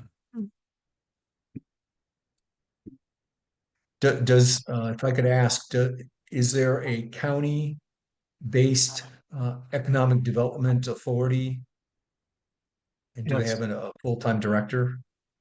City. There's a city, yes, and the city also.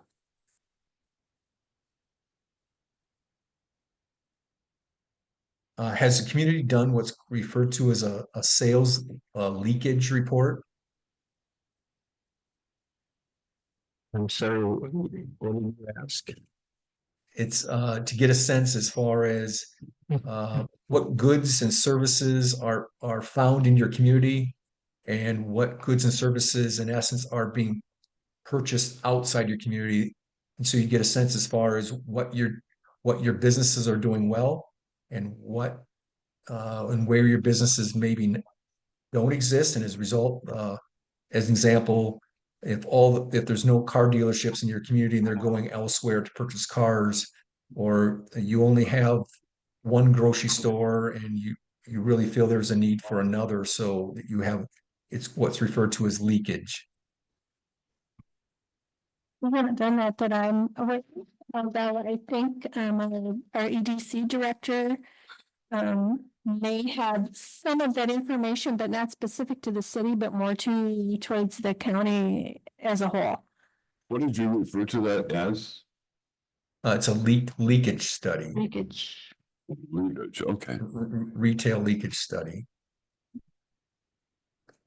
But I hear overall the whole area of economic development is something that your goal is the next administrator will be knowledgeable and work on. Mm-hmm. I was trying to come up with some specific sort of related project. But I know overall this area is important for the next administrator. So I'll incorporate that into the document. One of the things that we have being considered weekly, daily practically is the possibilities of a new hotel.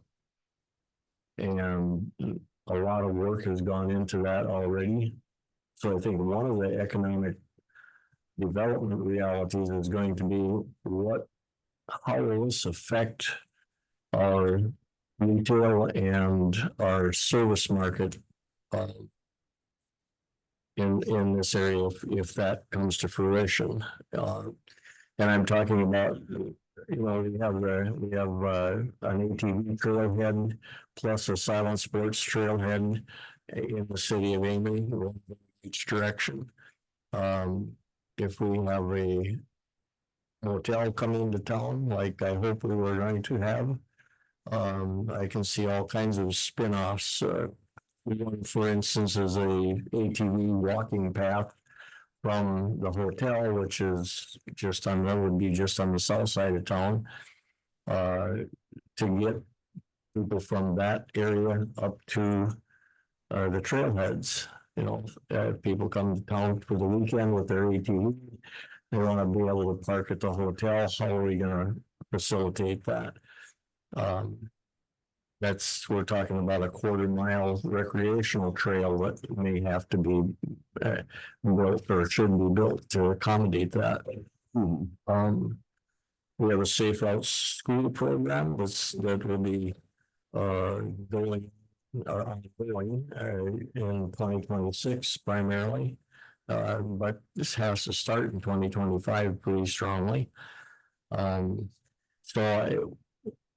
So there are a lot of recreational issues, I think, that are going to be dealt with.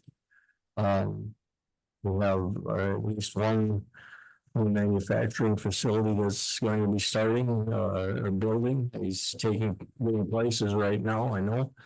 And so there is and several residential things that are ongoing, that are going on, that are contemplating going on. So that type of development is going to be primary, I would say, for the next 2 or 3 years to whoever is our administrator. Does the city currently conduct the annual housing study? It's required by the state. I don't think so. The county just completed one recently and has made some is available. And I think, I don't know if their plan is completely fleshed out yet as far as what they want to accomplish with it, but it's certainly been identified and resources have been, put towards helping that go. So Daryl, just so I understand clearly, now are you talking about like a housing study done by like an outside entity, or are you talking about the housing reports that we send into Department of Administration? It's the latter. The Department of Administration, yeah, that's what Yes. you're talking about. Yeah, we do that every year. You have to. Great. Yeah. Great. Some communities, I'm doing it. I'm surprised we're not in trouble. Let's put it that way. very good. Any other, again, projects in the first 5 years that you're looking for the city administrator to tackle that we haven't discussed? Public transportation has been discussed and brought to the council at least once. So I would say that that's going to be on the agenda or on the horizon anyway. Let's not talk about let's not forget about childcare needs also. Yeah, we have a committee that's functioning as far as expanding childcare in the city. We have a good base now with the school program, but it's about half of the need. So we're looking at various avenues of increasing, at least at this point in time, increasing the city participation and the possibilities of building, or assisting a provider for to build a quality daycare. And of course, largely, we also have good local single providers that are functional, but not able to meet the need that we have, especially if our housing projects take off and we end up with 50 new families in town. So it's an attempt to feel part of a problem that is happening right now, but also for the future. Okay, I've added it to the list.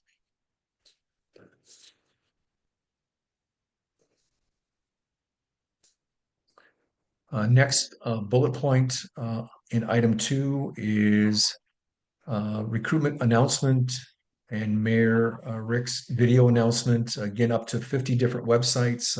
We will post this position in the next couple days or early next week. I will have a draft script for Rick to review and hopefully be videotaped so we can add that to our social media outlets. I've asked staff to assist me in pulling together some photos to make that position announcement a little more attractive and interesting for the reader. Last is item number 3, which is an employment agreement. Has the city used an employment agreement in the past, or would you like PA to come up with a template? Yes. Discussed before, then we would want your assistance in doing that. Okay, thank you. Okay. And I will work with staff on identifying fringe benefits to discuss in the employment agreement. My recollection is 95 to 110 is the agreed to starting salary range. On the issue of residency, again, I apologize if this was discussed in the past. Is this something that we should list as preferred, or just be silent on the issue of residency? Be silent. Should probably be silent on it. Yeah. Okay. Very good. That's all the information I have. Did I leave something out that you'd like to talk further regarding? I think you got a good starting point. Yeah. So, Keep going step by step. okay. Well, thank you for the feedback. As I said, I look forward to being in Amory on November 12th, hopefully with a basket full of applications that you can ultimately pick your semifinalist from. Okay. Thank you very much. Thank you. Appreciate your time. Thank you. You're welcome. Thank you very much. And again, thanks to your staff for being liaison with me. It's greatly appreciated. even if Frank wouldn't take me on Frank, his by the way, vacation with him. For anyone that's wondering where our interim administrator is, I believe is on his way or his. I believe he went yesterday. He's going to Italy for a month, so he will be back. He was not absent and we're still getting along, so he's a good guy. All right, thank you very much. You're welcome. So item number 6, amendment to garbage recycling proposal for Waterman's. Had a chance to talk about this in committee. It's basically suggesting that the contract that we have now will be continued for a period of time until the single stream, multi-stream situation is resolved, but not longer than, did we put a timeline on it? Year, I think. Review that annually. So it's up and going. Yeah. So it would be the one that was presented in August minus the recycling, but with an annual renewal. And I can send out an updated copy that he brought in. Yeah, I all got that. So It's tied to what happens at the Polk County Right. Recycling through forestry review. So I'm perfectly fine with this change, and I will move to approve this amendment as presented. I will second that motion. the motion's been moved and seconded to extend the proposal as presented to council. To add a term for the new contract for Waterman sanitation. Any further discussion? All in favor, say aye. Aye. Opposed? So ordered. Item number 7, extension of Center Street West between Harriman Avenue North and Lake Street. You're a member of the. Oh, well, this was, lots of discussion, trying to make sure that we did, the right thing. Because it's affecting people that have property already, and it affects potential property owners. And it also affects, access for the city to other property. It took us a while to get to a position, but a recommendation from the Plan Commission is to put in an extension to service up to the last lot and making it a temporary dead end. Can I ask a clarifying question? Because it got asked of me. The plan is to leave the top of the existing roundabout, correct? And just run a street. Okay, Yes, we're just going through. that's what I thought, but memory care had asked me, so I wanted to clarify. Yes. I care to move their shed. Yes, and they did ask about that. Yep. But it's putting the road through to access the last lot, and not going all the way through to Lake Street. Not going through to Lake Street? No, that is the recommendation from Plan Commission.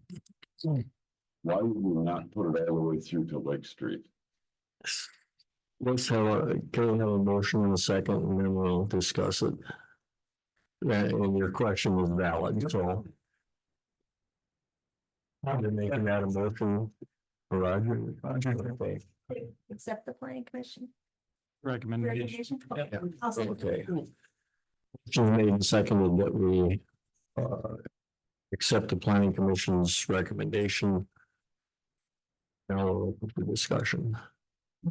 Again, why would you not put that all the way through to Lake Street when you could eliminate a dead end street? I think the only additional traffic that you're going to have on Lake Street, which was what the citizens were concerned about, is going to be people from Lake Street using that new street for their convenience. The real consideration was that once we put a street through to Lake Street, that now Lake Street is woefully under standard in brought up to speed. We need to do that in a separate time and separate. We have a lot of other streets and we need to get those all into our planning so that we can take care of them, because right now it's not going to meet up with any, it doesn't meet up with what current standards would be. Our street standards. Why would there be additional traffic on Lake Street if we put a new street in Center Street? Where would that additional traffic come from? That isn't what the consideration was. It was just that it was to make this work to the point that we need to work at this time. I see a potential for just, if I recall some of our other discussions, there was a potential for additional traffic once those new buildings are occupied from the people who would live there using it as a through street, was my understanding of what we had talked about before. I agree, that's what the conversation was, but in essence, Lake Street is going to continue to be a dead-end street, and Center Street will be a dead-end street. That is true. Makes no sense to me. Struggled with this for how many meetings? I know. But the plan recommendation doesn't make sense to me. I think the discussion, Mike, was to put that on a budgetary basis for a reorder of Lake Street to bring it up to at least some part of our street code as much as we can.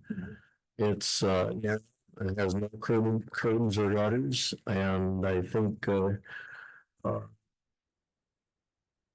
only part of the argument for not doing it that was valid as far as I'm concerned is the fact that the street, it's not a very car-friendly street to begin with. So I think this is part of the plan would be to bring Lake Street up to what our street criteria is, and then connect them. I'm assuming that would be the plan for it. it was talked about putting it on the CIP. Street. Yes. So is this the end of it? No, and it just, but it does address the fact that Lake Street needs to have some safety issues corrected on the street itself. At that point in time, then the consideration would be to run the street through.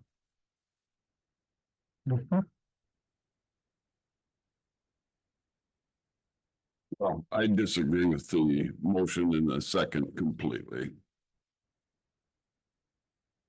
It's okay.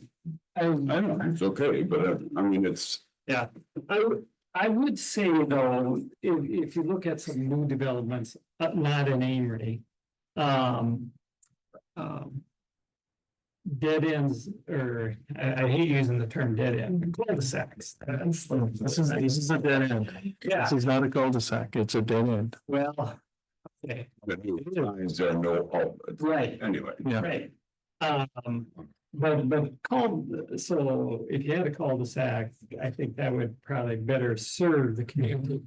What surprised me is that the people on Lake Street, who I would say don't have the best street in Amory, was opposed to it. So, okay, if we've got other streets, then we should focus on there. Yes, we do have a lot of other streets that needs to be addressed. I think we're meeting the needs of the people in that area who are opposed to putting it as a through street. Let's work on some other streets. That's all I'm saying. But this will come back. Yes. It'll probably be cheaper to finish it than 3 or 4 or 5 years, right? No. No, and if you look at the lots at the end of Lake Street, they're going to want to use a new Center Street rather than going all the way up Lake Street because the street is not in good shape anyway. But they've made it clear they don't want it. Yeah, they made it clear that they don't want it, so. Well, I don't think they should be able to make the decisions for the city in general. Making the decision, they've made it very clear that they're. Yeah. I agree with you fully. But for right now, I guess. That's why let's work on some other. Can always spend so much time on the same topic. We need to either decide to do this or move on. That's Oh, question. But all question. Okay. Motion. Street, temporary dead end street. And I, for one, will refer this, the remodel of Lake Street back to Planning Commission for their consideration. All in favor by roll call. Van Summeren, Yes. Elkin, Yes. Planum, Yes. Marks, Yes. Duncanson, Manor. no, Motion passes 5-1. Sundance Street East Road Extension for access to parcel 201-45-0230. The ammunition plant. And I've included the rough drawings so that you can kind of see where it currently ends and where it would need to be extended to. This is the Red Mountain Munitions. Yes. Yep. And he's here. My goodness, what did I do? What did you? We'll close that down. So I guess given what we went through with Center Street and the fact that we were told that the council needs to make a recommendation for Plan Commission to explore road extensions, I would say that you guys should recommend to Plan Commission to explore this so that we get that out of the way and don't have to come back again. I thought they did. Did I make a motion? Just go to Planning Commission? Not the extension of the road specifically. So this is specifically for the road extension. That road is platted out there. I guess I don't feel that it's necessary to go to Planning Commission when we already have a plat. We already served it and we already have made that decision. So why would planning have to weigh in on it? exactly. Same thing as Center Street. So we follow our own ordinances. It's not an ordinance. We've met that responsibility by voting at some point in time in the past to have that street go that far. I don't see why planning has to have anything to do with it. I would recommend that you have planning determine what needs to be done with the end of it, though. Oh, I have. Dead ends, is it gonna be a cul-de-sac? Is it gonna continue to dead end? What's going to? Well, there again, it's that private property, right? So we don't have a choice as far as what we're gonna do is, as far as going through. If we're going to extend it, we should figure out what the ending of it's going to look like, and I would recommend for Plan Commission to follow the same order that we just followed with Center Street West. To have Plan Commission make a recommendation back to council. So that we cover all of those bases. Go ahead. Can I make a comment? Somebody else? Yeah, Sure. So my name is Matt Segendorf. can you stand at the microphone? Thank you. Good to see you, by the way. I was purchasing the property. My name is Matt Segendorf. I moved here from Washington. I currently live in Minnesota. So I bought this property based on the recommendation that, you know, there's some existing easements. The road would be finished. Like the mayor has stated, if the road is not finished, at least at a minimum, as I requested, I'll actually not build the plant. Yeah. So and it cannot go back and forth 3 times to planning. I sat here for 2 hours and 15 minutes listening to the deliberation, which I appreciate. But this is a very straightforward decision.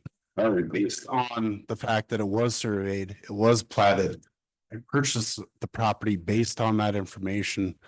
I've spent, $45,000 between the property and the due diligence work.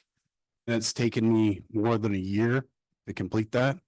And so you'll lose my business to Clayton if the proper decision isn't made. So I just want to make sure everybody at least heard my position, especially after sitting through tonight's meeting.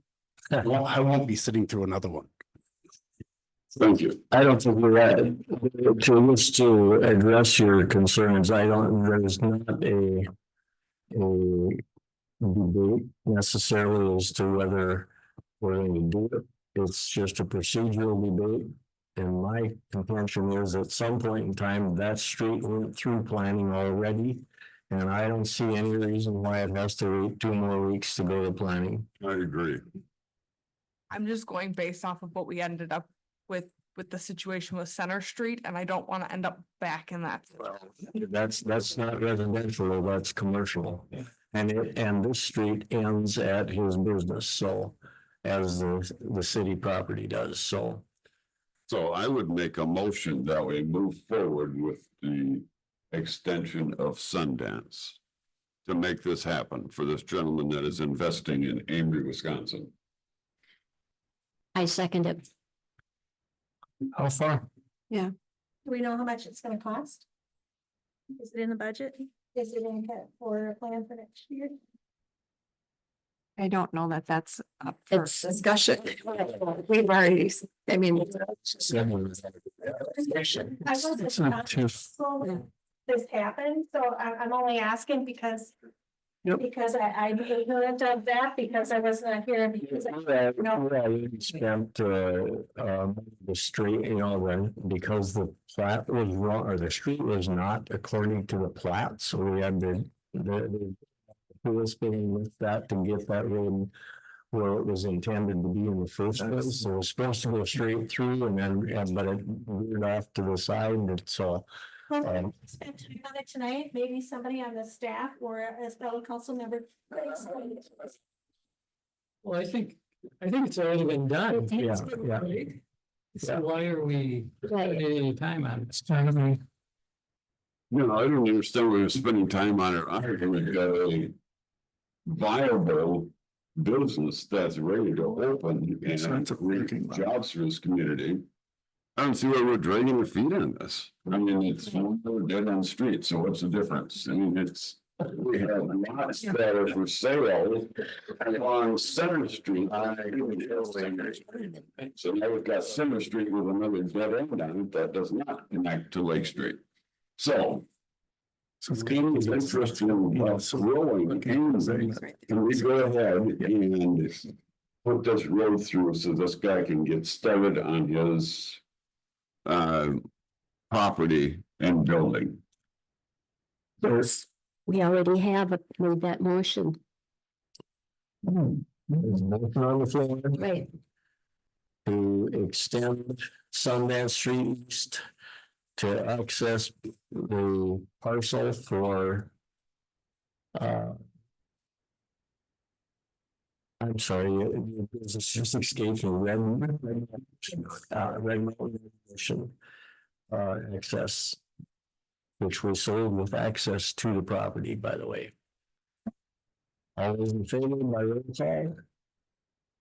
Marks, Yes. Elkin, yes. Planum, Yes. Van Summeren, Yes. Duncanson, Yes. Manor. Yes. Unanimously approved. Number 9, preliminary plat for Sundance Place parcel. Valley View West Investments LLC resolution 15204, a resolution for approval of Sundance Place preliminary plat.